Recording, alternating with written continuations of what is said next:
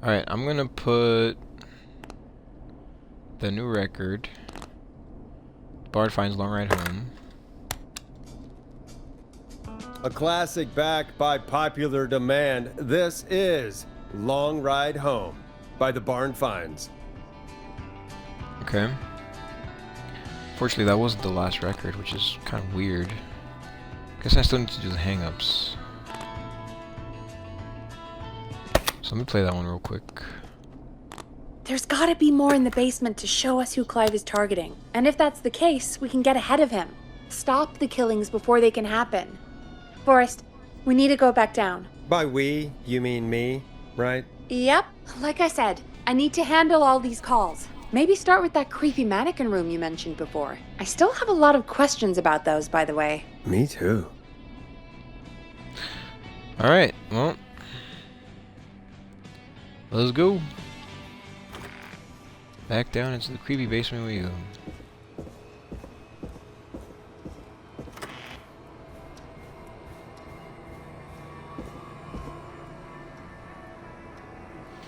Okay.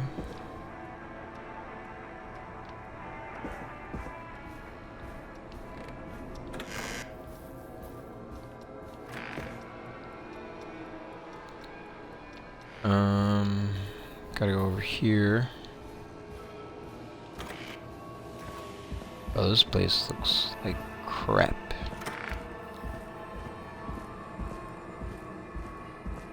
Freaking creepy mannequin room. Why do I gotta go back there?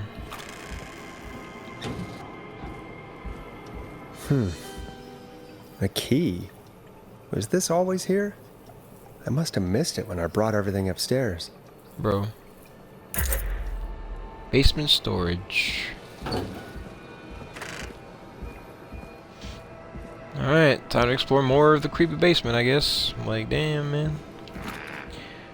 Alright, this is the room. Hey, Forrest! Peggy, give Whoa. me some warning before yelling down the intercom. Sorry. Buzz the intercom when you find something and want to discuss it. So you got the map here. This guy, man. Is he a sleuth? Peggy, I've found a tape and a map down here. A map of what? Looks like it might be to somewhere in this storage area. Weird. Well, maybe the tape will give us more information. Give it a play. Here?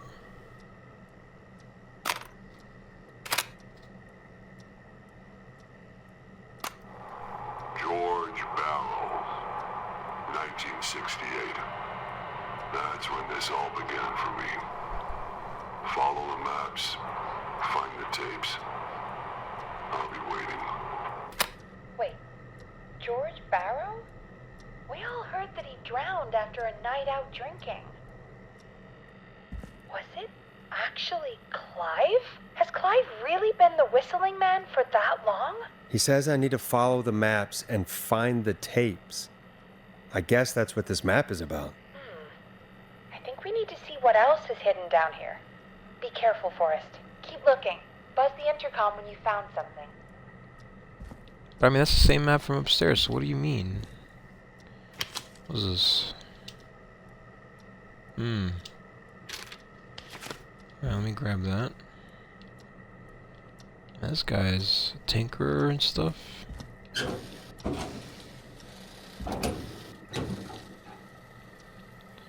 Alright, we got nothing here.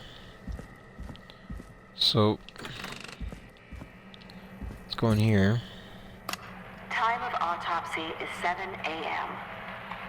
Cause of death is asphyxiation from drowning. The degree of rigor mortis indicates that the subject has been deceased for 5 hours. That puts the time of death... Where? Is it? Okay. I think... Wait, where's the... Oh, here. The next one is... Okay. Let me drop this over here. Here it is. There's a document.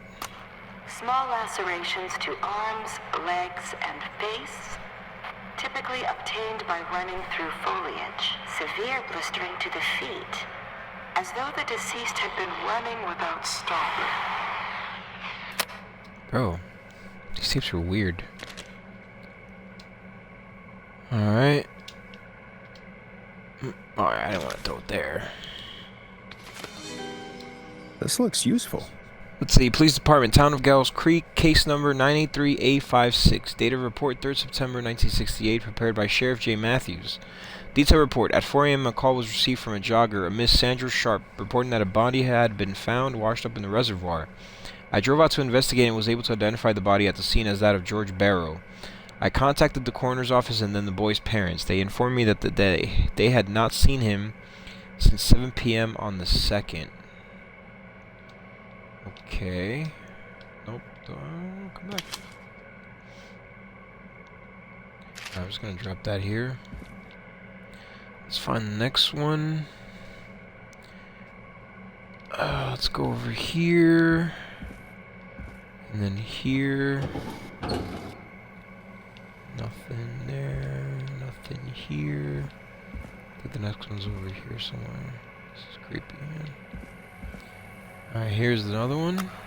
Additionally, there appears to be a post-mortem injury to the arm.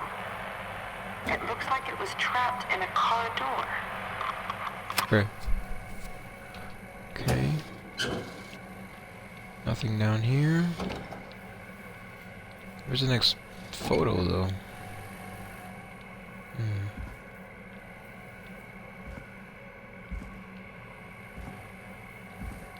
Oh, here. Okay, so a document and a tape.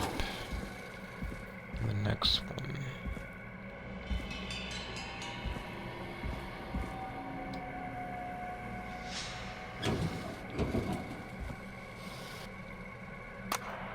It is the coroner's opinion that the subject likely feared for his life and was chased, resulting in a fall from a height into a body of water, where he hit his head, was knocked out, and drowned. Following that, he was moved. Dr. Sullivan, Bro. we need to have a talk. Is that recording? Shut it off.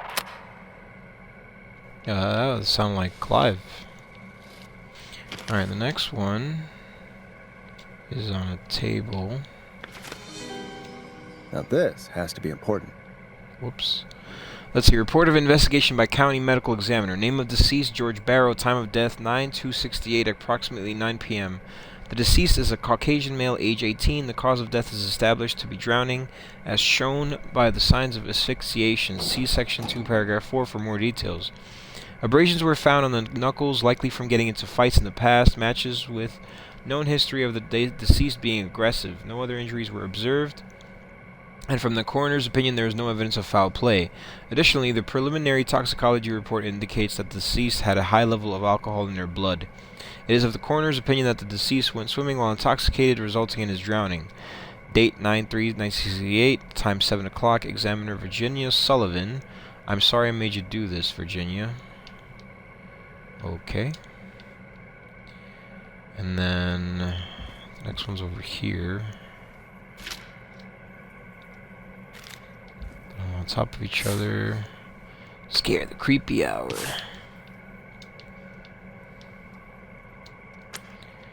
Alright. So there should be... If you're listening to this, then I'm probably dead. What the? I'm a man who likes to stay informed. I've got subscriptions to newspapers all over the country. A few weeks ago, I noticed headlines cropping up in those papers, one after the other. Each headline about a murder. Each murder, the death of someone I knew almost 20 years ago. And each one drawing closer to Gallows Creek. Drawing closer to the anniversary. None of us are innocent. But I don't think we deserve killing. All I hope now is that I can save some folk from the worst. That I can. I don't know. Do do something to make up for what I did back then, I guess. I didn't kill anyone, mind you, but that's past mattering. Now, there's more I could say than I should say, but my employer made it clear that my family would pay a high price if I ever spoke out. So, hopefully I've said enough for you, listener, whoever the hell you are, to start putting the truth together. What the hell? Peggy is not gonna believe this. What's this? Humpty Dumpty. A story of love, tragedy, and betrayal, starring Maisie Cartwright as Dawn, George Barrow as Henry. Also with Marie Campbell as Anne. Okay, George Barrow and Dawn. Oh, Dawn. She's the one that called. Let's see if there's anything in here.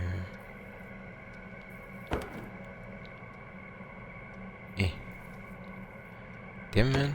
There we go. Ooh, a new vinyl for my collection. One last goodbye. Complete discography achievement. Nice. Collect all the records. Alright. Let's see. Alright, so I'm gonna grab this.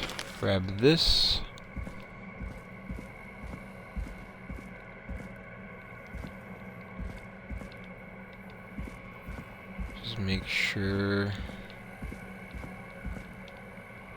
There's one more area I need to go to real quick, which is over here. Let me put this down.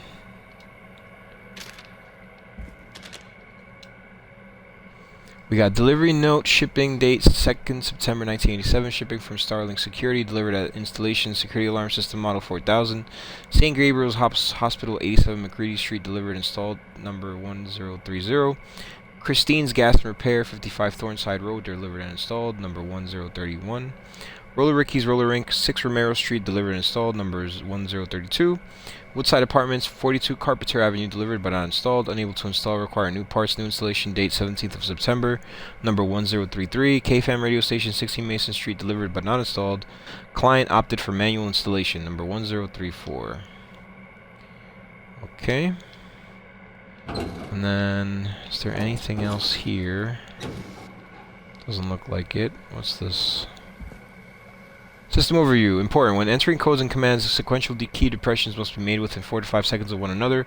If 4 to 5 seconds elapse without a key depression, the entry will be aborted and must be repeated from its beginning. Be sure to observe this precaution when performing any of the procedures in this manual. If you make a mistake while entering a security code, stop and press the asterisk, then start over. If you stop in the middle while entering a code and then immediately start the entry over, an erroneous code might be entered. Factory access codes. Let's see, our state-of-the-art security system uses a 6-digit code system. Simply enter the code into the keypad and feel total peace of mind. The Startling Security 4000 system comes with a range of features. The default codes for these features are listed below. Note, please change these codes immediately to prevent unwanted entry. Access codes, maintenance call code 311212. Alarm test warning, this will set off all security measures 191519. Alarm test deactivation code 811220 and entry code 715914. Okay. So I think that's it that I needed here. And then I'm gonna leave those papers here for now. I'm gonna, if I need to come back and get them, I'll grab them. But for right now, I'm gonna go back to Peggy. What to do? Really? Oh yeah, I gotta talk to her on the intercom. Hello? What have you found, Forrest? It's an autopsy tape. Doesn't say for who, but I think it must be for George. Poor George. He was so young. Something's bugging me, Peggy. What do you mean? I swear I recognize the voice of the woman talking on the tape. I just can't place it. Seriously? Do you think you've met her before? I don't know. I mean, I just got here recently. I don't know. Found another tape. It talks more about how George died. What did it say? It sounds like he was running for his life. Sprinting through trees and bushes, getting cut up all over. What would drive someone to do that? I'm not sure yet. I found a tape that introduces a new detail to the story. Post-mortem injury. Apparently, his arm got caught in a car door. A car door? Yeah, after he died. How do you suppose they can tell? How can they tell? I'm a radio producer, not a coroner. The written report I found doesn't mention it at all. How did his arm get trapped in a car door after he died? Unless he got it when the police collected his body, I guess someone else must have moved him after he was dead to where he was eventually found. But the report, what is going on here? I found a police report. Mentions a friend from earlier, Sandra Sharp. Sandra. The jazz runner? That's right. She found George's body washed up at the reservoir. The reservoir? Yeah? What's strange about that? George got cuts from running through foliage, right? But there's no forest around there. Also, how did it wash up at the reservoir? What do you mean? Reservoirs don't have tides. But that's what the police report said. It's not possible, though. I did a school project on reservoirs and got an A. But, yeah, not important right now. The important thing is that it doesn't make sense. What are you suggesting, then? That the body was originally found somewhere other than what the report suggests? That the sheriff tried to cover it up, but accidentally let something slip? Something like that. I think. Well, Sheriff Matthews wrote the report. If he hadn't been eviscerated, we could have asked him. True. But Sandra is still alive. Once we're done down here, we should give her a call. In another tape, the coroner comes to the same conclusion as I did. George was running from something. Maybe an animal? Maybe, but then there's this next bit, where the coroner thinks he was moved post-death. So she agrees with us. At the end of the tape, someone burst in and demanded the doctor, Dr. Sullivan, to stop recording. Dr. Sullivan. Wait, Virginia Sullivan? She was her caller from earlier. Well, then our caller was involved in a conspiracy around this boy's death. We need to call her back once we finish down here. It looks like she might know something about what's going on. That was a lot of written information. autopsy report. Jesus. What did it say? According to that, it's just like you said at the start. George drowned after getting drunk. Said he liked to fight, too. The drinking and drowning matches with what I heard, but... There's also a note scrawled onto the report. I'm sorry I made you do this, Virginia. if it was on the autopsy report, then Virginia must be our coroner. Wait, the caller from earlier, when we had to call the takeout restaurants, wasn't her name Virginia? I think I found Clive's last recording. I think Clive might be gone. Gone? I found a confession. Not for any killings, but for playing a part in covering up George's death. He left this behind in case he died. He hoped someone would find it. Do you think the whistling man already got him? Possibly. We've had a lot of callers tonight, but maybe not every victim made it to the phone, you know? We don't know how many there really are. Christ, Forrest, that's dark. I know, but Clive said he had read about other murders in other towns, and that the murders were all folks who knew about the incident. And the killings were getting closer to Gallows Creek. He said he wanted to do something good for once. The board in his office. He wasn't tracking people down to kill them. He was tracking them down to save them. Ugh, why didn't he just come out with all of this? He said his employer threatened his family if he spoke out about any of it. His employer? The one who orchestrated the cover-up? Oh, Clive. I'm sorry for thinking you'd killed all those people. Do you think you found everything, Forrest? I think there's gotta be more down here. I need to find all the tapes. You think so? How much did Clive hide down there? Well, if there are more tapes, then there must be more maps to follow, right? That seems to be the case. All right, then. Buzz the intercom when you find something and want to discuss it. Wait, what? I found everything. What do you mean? No. Do you think you found everything, Forrest? I think there's gotta be more down here. What? I need to find all the tapes. You think so? How much did Clive hide down there? What do you Well, mean? if there are more tapes, then there must be more maps to follow, right? That seems to be the case. All right, Thought I then. found everything. Buzz the intercom when you find something and want to discuss it. What?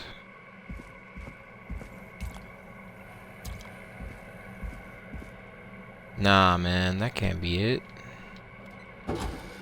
I found all of them. What do you mean? Time of autopsy is 7. Did this one? Did this one? Which one did I miss? Nothing there. Oh, here. Wow. Preliminary toxicology results shows no signs of inebriation.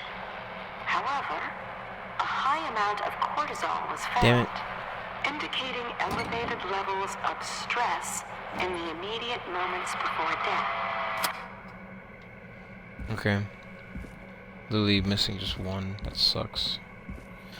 Alright. I mean, this was all out of order anyway. He was like talking like they were going back and forth and it was all out of order, but whatever. What have you found, Forrest? There's also a tape about a toxicology report. There were no signs of drinking or that he was on anything. What? But everyone said he went swimming drunk and drowned. It was in the newspaper and everything. Right? But we already know the official written report was a lie. We do. Why would the official report lie about how he died? The report lied because someone wanted a closed case. Because they didn't want anyone to look into his death. Do you think you found everything? I think so. Forrest, what's going on here? Someone wanted that boy's death to seem like an accident. And they hired Clive to make it look that way. Come back upstairs when you're ready. We need to figure out our next step.